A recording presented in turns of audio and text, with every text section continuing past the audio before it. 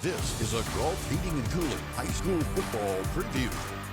Frank, let's just talk about maybe how's it feel to be back to Cardinal Mooney where you came from. Oh, it feels great. I mean, it's pretty surreal walking back out here, and this field's shaped differently now, but but been here enough of the camps, the camps of champions, and that been here on the turf. But it's a whole new situation being here as a coach, and it's pretty exciting.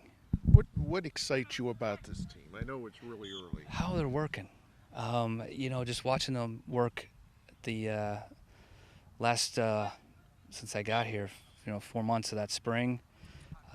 They work hard. They're committed to getting better, to improving, and that's really exciting because that's all you can ask for, So that's what I'm really most excited about is the effort and the attitude. I know it was 3-7, and I know that's uncharacteristic. I know you have to crawl before you can walk right here. Yeah, sure. But looking at film, they it was good stuff going on. Obviously, with Coach Pelini had in there, and we can really build on what we had, even though the record wasn't what what you want it to be or expect to be at Mooney.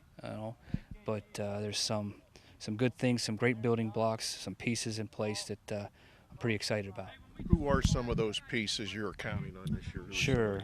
Well, there's a handful of seniors with the Mike McGlone, Brian Lyons, and you got I'm not really like naming names, but you got the guys that I really like Lake, our running back, who only was able to play 5 of the games last year. Then you got Letlow, Brenner. Expecting some things out of a lot of different guys, different age groups. Frank, what's kind of the philosophy? I mean, when you think of Mooney, you think of power, eye running the football, going back to Don's days. Sure, for sure.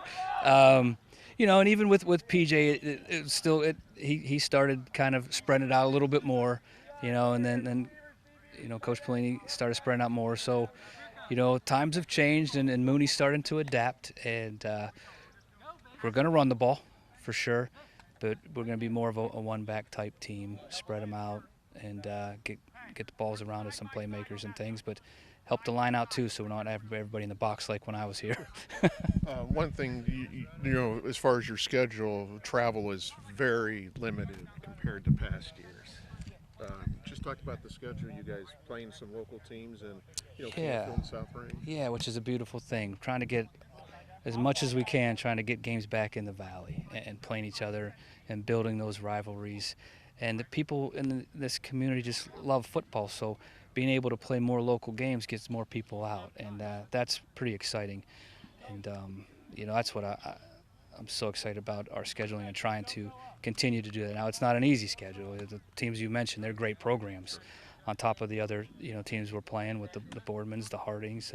It's week after week, we're going to have to strap it up. So injuries are part of the game. That's understandable. So with that aside, what kind of has to happen for you guys to go where you want to go?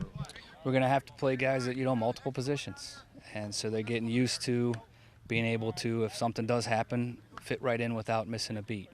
So we're going to get that done here. It's nice having these practices in the summer to be able to develop some guys at positions, but also understand some of the other positions next to them just in case they have to get thrown into the mix. Obviously things have changed with practicing early. Is that a help to? I mean, you're a first-year guy. For sure, it's a help. When you can only do conditioning and lifting and not really talk football, it just hinders their progress.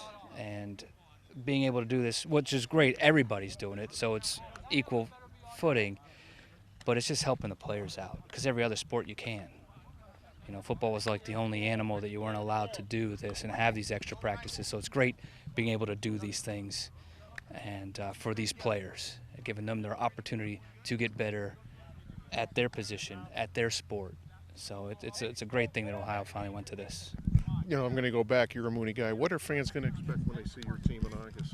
What type of team are they going to see? Just kind of what we talked about in the first time, excellence without entitlement. It's going to be a hardworking, blue-collar, knock-em-back kind of team. It's